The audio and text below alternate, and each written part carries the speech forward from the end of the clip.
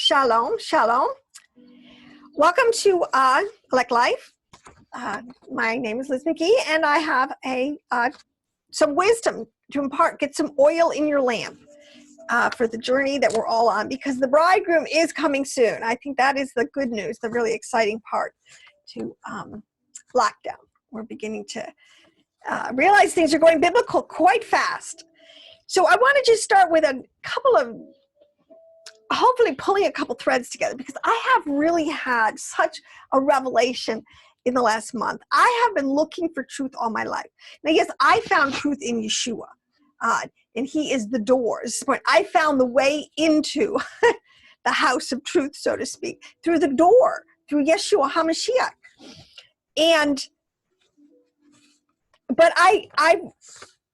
But it doesn't stop there. I have a continual appetite to know more and more, to know more about Mashiach, to know more about the kingdom, to know more about, our Father, my Father in heaven, and all this. So it's a process of learning, ever coming, drawing nearer, getting closer, and getting much more intimate with. But anyways, I wanted to say that there's a famous understanding. This is a quote from the Tikini HaZohar, and it says that Elijah the prophet said to Shimon Bar Yochai. Now, this is the author of the Zohar, and I won't go into the whole story, but but Elijah appears to him and gives him tremendous revelation.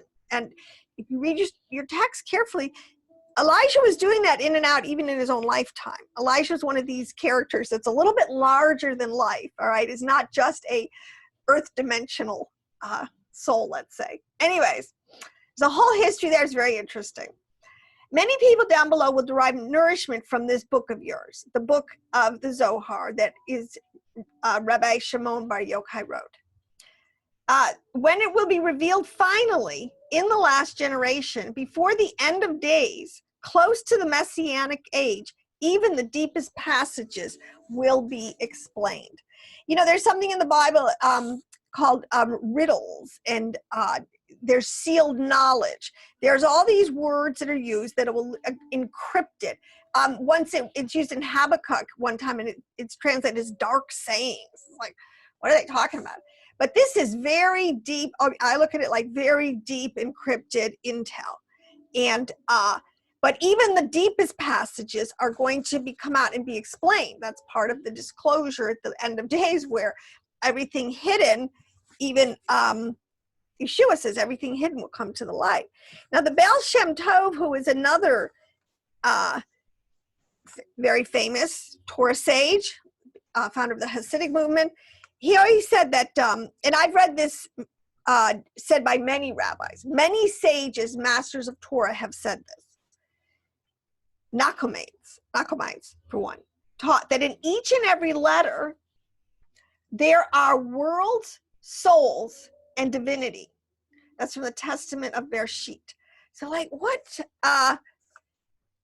in the letters, because I told you my discovery now, the Word. You want the Word of God?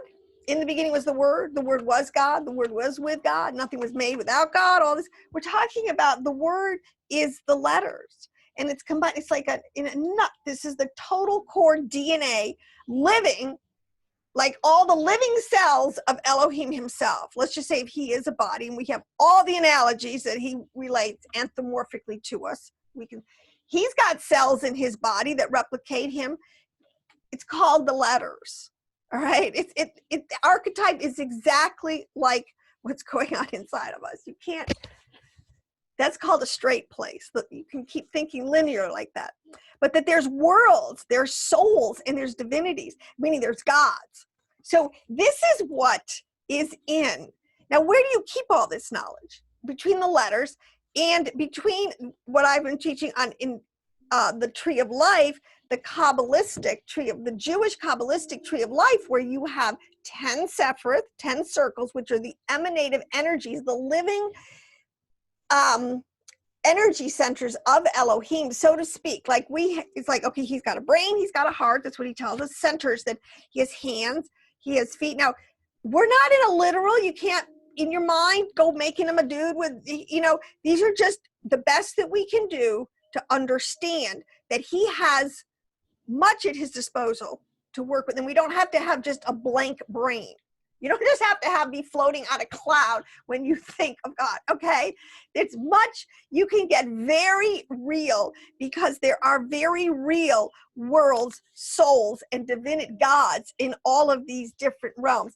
This represents, I'm just blown away by this all the time, 10 heavens, 10 Sefirot, 10 levels of almost like you could say computer programming, and the 22 letters, these combined, these have all been kept very, this is a pictograph, very tightly, and you'd have to know how to read these charts, read this and understand what the symbols are telling you, and then have all the deep background. But this is the Godhead. This is everything that we can know about Yod He Vav He, which is quite a lot. And it goes, it has within it this understanding, and this why it was said that the mysteries that are in the Zohar will come out, because people will be ready for them. They will have the mental capacity. Imagine that, to understand the simplisticness and simplicity of this, because it really completely models what we know to be true in a computer world where you can make worlds. All right, it's not an accident. So there's two kind of areas that it covers: the Ma'ash Bereshit, which is the acts and the secrets and the mysteries of creation. How this all started, what is going on, how creation is staying and sustaining itself, and as a living, intelligent organism. This is how the ancients understood this, how we have to understand it. It's very intelligent, and it's full of living, which the word is actually nefesh chai, living souls or entities, and there are gods, there's rulers, there's hierarchies, there's archangels. We know this. There are different levels. In the writings, you can absolutely categorize 10 levels, hierarchical levels of angelic orders, and it's really quite clear when you know the Hebrew, when you know what you're looking at, when you understand what the words are referencing. So there's quite a bit of information packed into this, and this is what is going to, and I know, and this is what cracks me up, no matter how much Satan fights against it, there is going to be an elect remnant at the end of the age that are going to be masters of Torah to this level, like Moshe. This is, and we are going to be able to change the dynamics. I mean, it's prophesied, and the whole creation is awaiting the manifestation of the sons of God. I mean, that's what it says, of Elohim in this. Now, one of the things, the reason it just, I can't believe it, that the word, it was so simple that it was the letters. I don't know why that's so, maybe other people have known it, and I'm just like finally putting two and two together. But we're not just talking about, see, when people think of the word, I know the evangelical mind, they think of books, and they think of books like King James book, they think of books, and so they think probably in the throne room, there's going to be the word. I don't know how you could think up there. See, the letters are living, and they have shape and form and sound and energy, and they have ways that light channels through. I mean, it's so, there's nothing arbitrary, and they have retained. This is the thing. This is why Hebrew is the pure language that everyone will go back to speaking. And once you learn the system, there, even a child can do it. And there's math in it. I've said that so many times. But part of the redemption, we talk a lot at the end of the age, it's the end of the exile. Now, the exile is a big concept, especially in Hebraic understanding, because actually we're all 12 tribes are in exile right now. None of us are, quote unquote, back to our original state, our high heavenly estate. None of us are in the land, very small percentage are, quote unquote, in the land. And but it's a process, it's starting to happen. But I have to make a disclaimer, actually, I have to mean to say this for the longest time. I think that there's a real trip up in people's understandings. You have to have the Peshat, you have to have the Pards level of understanding. So Pards, the Peshat level, the very simple level, meaning the Remez, a little hint, something's deeper going on here. You can begin to see, peer deeper. The drosh, which is, I don't teach a lot of drosh. Drosh is like is the commandments, is how to keep the light in your vessel contained and make it work for you. Good mitos, good character. What is permissible? What are Yahweh, the 10 commandments, come on. But anyways, and then the sod level is where they really do hide and encrypt the deeper understandings, the mystery levels. Because a lot of that is where the time, it has all to do with time. You don't want to let your enemy know what you're doing ahead of time per se, even though a lot of it is written in the stars and all this kind of stuff. But we know that Yahweh has intel that he keeps it so cryptic that not even some of his, until, that's what Paul says, I have understood a mystery. Daniel said that I was given an unsealed, it was unsealed to me. I was, the mystery was shown to me. These are levels that, and they record it, but they still record it very cryptically, which is where you need the keys to unlock what the deeper meanings are. So, that's why okay, stop with that rabbit trail. But when you take, so the state of exile, we usually think in the physical, because we think of the, going back to the land. But in the deepest level, in the most highest level, and in the truest level, earth does not really, okay, Yahweh, in the beginning, Yahweh made the heavens and the earth.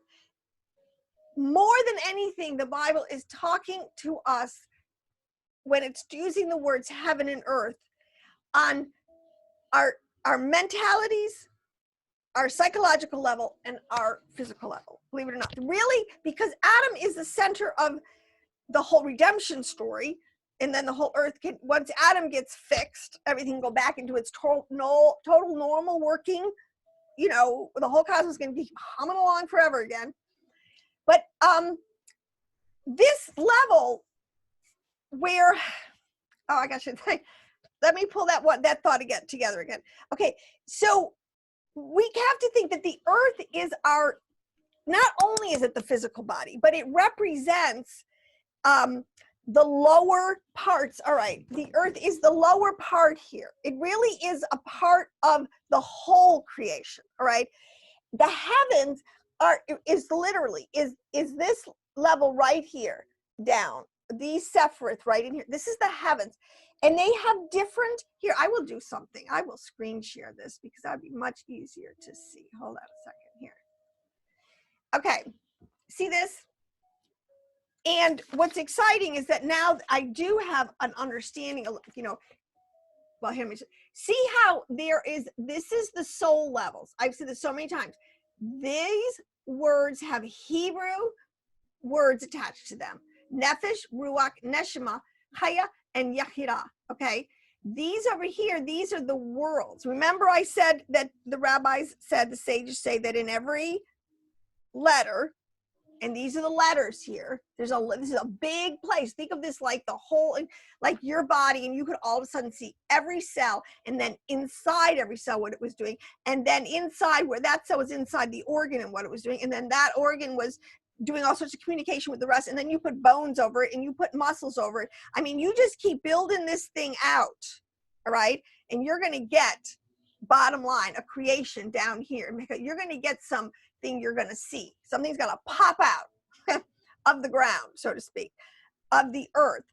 But all those processes that had to happen to get that seed in the ground, and then all the conditions just right to make it pop out, it's all of these workings, these emanative names, energies, parts of the body, the Godhead of Christ, the Adam came. I hope that makes sense. These are the hidden psychological and spiritual levels.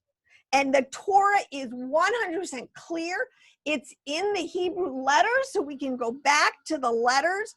Look at the word neshama. Look at the word spirit or soul every time you do find out which word it is, because it'll tell you its location, what world it's in, what emanative names of Elohim. I mean, there's so much, and like even here, Gavero, you wonder where the sides of the north are. The whole, where Yahweh created evil and where he put it. This is the tree of the knowledge of good and evil here on the left. You got to know how to read this thing. This is Yod He Vav He, the middle pillar. This is his right hand of mercy.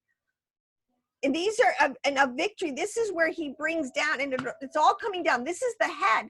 All right, so let me give you this cryptic. It's cracked me up, because the other day I was going through some notes and I found this and I read it and I went, I get it.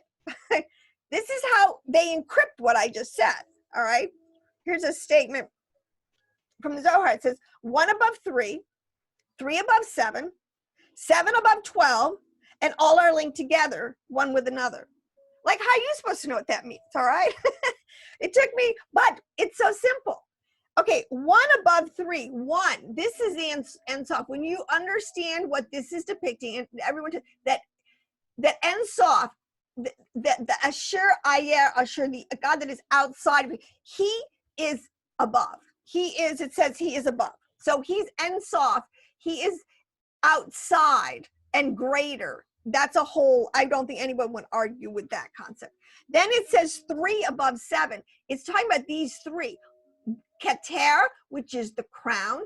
That is, and this actually, Keter, this is right here with Ein Sof. It's talking about there is a,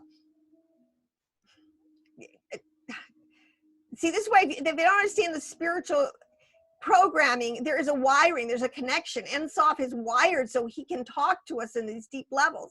But then he comes down to Chokmah. This is wisdom. Over here to Bina, understanding. This is the male. This is the beginning. He separated the male and female right here. These 3. This is the Godhead, the high Godhead. This is the, they call it Abba, Ima, the mother, the father, our supernal parents. This is, but it's in the letters. And I'm not talking. We're not literal here, people. We're trying to describe an understanding of how, if we were known in Yahweh's mind, way up here in this connection between Ein Sof and Keter, with the first connection, the first wiring where information got sent. These are the 3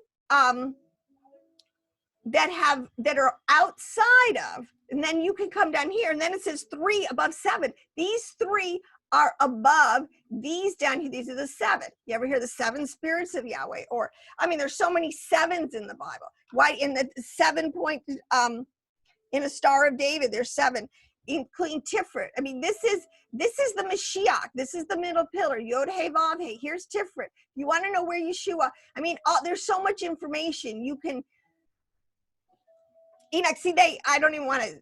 When he talks about the Son of God, when you get into the Merkabah and you understand there's an ox, an eagle, a lion, and a man.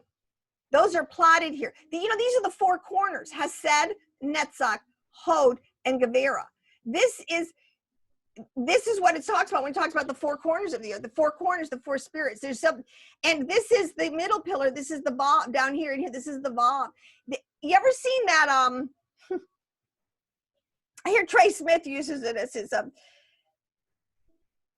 what do you call it, logo, but it is the Adam Caveman. It is the Yod He Vav He as a man. You put the Yod at the top, then you have the He, so it looks like shoulders and hands coming down. The Vav is in the middle. It's the pillar. It's like your spinal cord, and then the final He, legs. I mean, it's not an accident that you can stack them like that. Oh my gosh, it does get so deep and complex. And what I'm just trying to say and encourage people is that while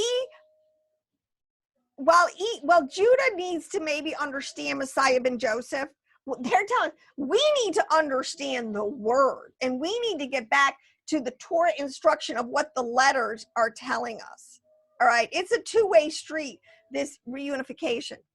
But let's stop that share now. Let me just say, so the fact that I could say that, and that this, I forgot to say that the 7 are above the 12. Well, what are the 12? The 12 tribes, because like I was saying, oh dear, I'll have to do that one more time. Let me finish that thought. Okay, so these 7, and if you take Malkuth, this is the quote unquote the earth, but we're not talking about the planet Earth, all right? We're talking about the dry land, the elemental particles, the down here, the organic matter that is part of making it. We have a physicality to us, but we have all of these programs in us, and the ancients knew this. So there's nothing new in psychology. And what happened was there was a complete disconnect, and God had to shut the program down. I mean, I totally can see how sensitive. Forget it. Between Yesod and Malkut, that angel with the firing, you know, the story with the sword, the two cherubim that had the flaming swords to keep from entering. Yeah, because if our Neshama or our Ruach, if these other programs, if the enemy was able to steal these programs and drag them back down here to this where death is, where the spin cycle, where earth, where things are definitely in a cycle of renewal, death and renewal, there we would have been immortally in that state. I don't think that would have been a very good idea. So I thank the Father for what he did. And it's been a process of restoration. And so much of the understanding, see, when you understand, we're talking about our psychological, and I like to call this neshama up here. These are our mentalities. The way we think is so much more important than we have any idea. We really let our minds go to waste. I'm telling you, on so many levels. But the 12, it says, and then 7 above 12. So these 7, which includes the heavens. This is the heavens, people. Trust me. You have Aleph right here. I did a whole thing. I was trying to explain to people how it's Aleph right here. That's the Aleph. Separates the upper waters, which in the Shin, which is the fire. And I can explain it down here to Mem, which is the earth. Earth is made up of water and dry land. We have seas, rivers, and the dry land, and we kind of share this space down here. All right. So, but it's all part of the manifestation of a physicality. But behind it, trust me, there are worlds, gods, and living entities that are watching over, running these programs, warring with each other. I mean, stealing resources just like we do down here. So it's amazing. All this information can be packed into this. So when in the redemption, the process of bringing ideas, theology, bringing the truth, bringing the word back to its original habitation, its original place, that's also part of the redemption. That is going to help redeem and straighten us out in our soul life and in our spirit, in our mentalities. In our mentalities, that's where all the error is, right? In our mentalities. And if you have wrong thinking, then you're eventually going to have wrong action. That's just not rocket science. But so the exile, while it is definitely a physical exile, and let me make this point because this is a little interesting. The Torah is telling us that there is exile, the state of exile in which people are displaced both physically and spiritually. So we don't emphasize enough the spiritual exile, but the returning of Torah to its natural place, also redeeming their meaning to their original understanding, is also part of the restoration, the redemption. And it's you know, I think, well, it is actually even more important because that is the tipping point. Because remember, as a man thinketh, so is he. The only way we're going to win we have to really change our mentalities. We really have to get that mind, that neshama mind of the mind of Christ. And you can even go higher. There's 2 more levels above that, but for all intents and purposes, we're going to stick with this. But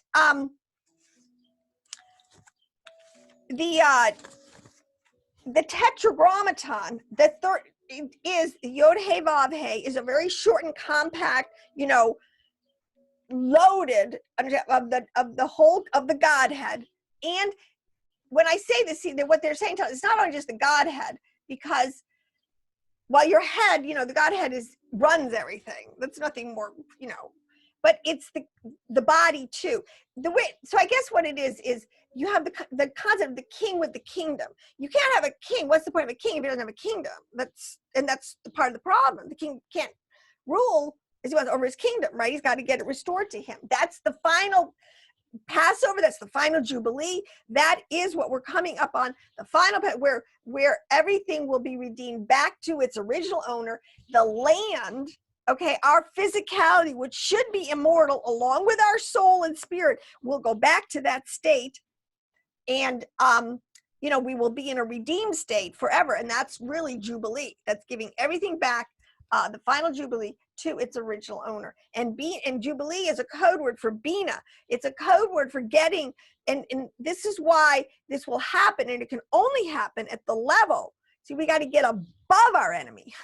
You know, he really operates down here in this lower level of Yesod. He really is down here, Netzach, Hod, and Yesod. All right?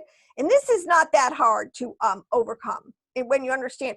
But we have resources higher, more powerful, more sublime, that we can access, that we can call upon the name of Yahweh of Elohim. He's got higher names, higher sources, so to speak. And this is something that I think, if you don't understand the letters, you don't understand the name, it's not just God. I won't even use, I hate that. It's just such a profane. Oh my gosh, how could we have fallen so far? Makes me crazy. But the first branches on the literal level, though, it is interesting, because the first branches to be broken off of this tree were those of Ephraim. So remember, there's one tree growing. There's one, it's the tree of life. We were all grafted back in, or we are getting back to grafted the tree of life, but that is the tree of life, okay? Eternal life. That's God's tree, okay? He's life. But when they turned aside, they became, and they were spread into the nations, they became wild and foreign, and that they became a wild shoot, a wild branch. That's the wild olive tree, all right? When they were returned, as Ephraim has been scattered and became a wild tree, it is removed from its net. So once it's scattered among the nations, and it became these wild olive trees, growing in these Gentile lands, to be restored, all of Israel must be connected to its life source or root, which is the root of Mashiach, because that's the branch. But the thing is, when you understand the word earth, it's not just talking about, or the land, the physical land. So what I'm saying is, it's not so much, and the enemy wants us to focus strictly on a Peshat level of the land in Israel, that if they don't get that land and figure out a peace plan and get it all straight, you know, that God can't. I mean, the thinking is so narrow. And when it's really talking about all of physicality, all of the earth, all the creatures in the earth, all of this, all nature that does sometimes gets wild and crazy on us, all diseases, everything that manifests will be completely redeemed, and will go back to a pristine state of incorporating in its immortality. It's showing its immortality for everything to see. See, we will.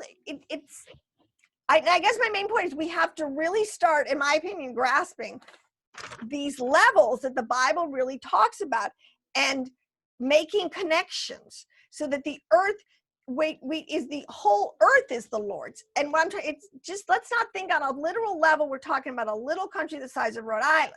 He's going to have a city there, his capital, but the whole earth is the Lord's. And there's a lot of levels to the earth. There's a lot of entities that live in the earth. There's entities that live under the earth. There's entities that live above the earth. All right, this is what, and reason that's so important for all these secrets to come out is because the enemy, who has tried to keep us out, shut us out of the knowledge of the kingdom of heaven, is going to spring a big one on us, whatever disclosure will be, these ascended masters, the aliens, whatever, that we're not deceived, and we're not taken by surprise, that we understand what's going on. All right, very important. Now, back to this concept of the letters, though, I haven't even gotten to the notation around the letters, the vowels, and all this, because I don't even, truly, this is a different methodology. I'm not trying to learn how to speak the language as a language. I'm trying to plumb its depths of light and its original meaning, which is in the letters, which is known in the writings. This is where our sages, what do you think? See, this is what Christ, what do you think Judah's been doing all this time with all these writings and copying over, and why everything is so precise, and how they have such, they spend so much time contemplating the letters and the worlds and everything that is depicted here. I don't know. But we'll, part of me gets a little frustrated too, because even the verse that says that They're coming out where Judah will not vex Ephraim. I mean, I do not know the Hebrew language. I can't talk the shop talk like a good Jewish rabbi with all the lingo that they have surrounded every single thought, every single concept to keep it straight. All right. So they'll have a Hebrew name for it. I don't know though, so I can't spit it back like that. But I do want to appeal to the Ephraimite mind that conceptually we can understand. And we can understand even on the level that Yeshua is saying from our hearts in a much more intuitive. It's actually we can understand extremely intuitively what is being expressed. Which now, when you're talking about this, I had to say, so back to the letters, and it's just this incredible living computer code that just, and built into it are so many, this is the part, so many, endless scenarios, endless. That's why that's when they see the quantum world, they just, and that's just like the first level, you know, of 20 levels.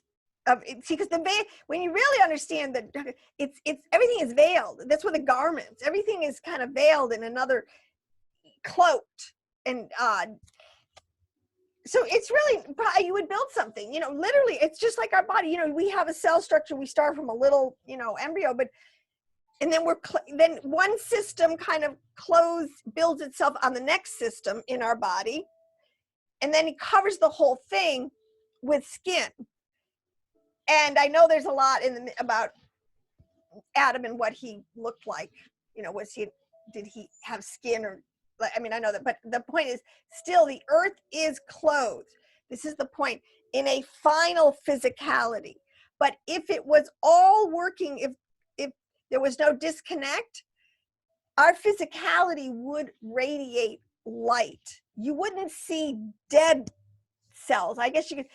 And some animals almost really radiate like that. But one of the stories that you hear when you hear about people who go to heaven, I remember reading the stories of the little kids, little boy, heaven is real. But he has, that everything's alive there, that even colors, it's like colors are alive. Like a flower will almost, its color will be alive and will almost talk to you because it has an energy, has an intelligence, and it's not hindered behind this, like the veil of death like it is down here.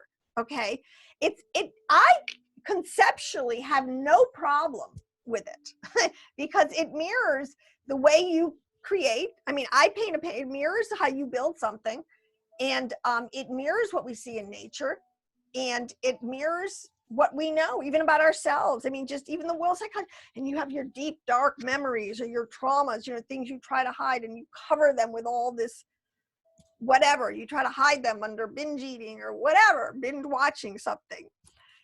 So all of these truths we can reclaim.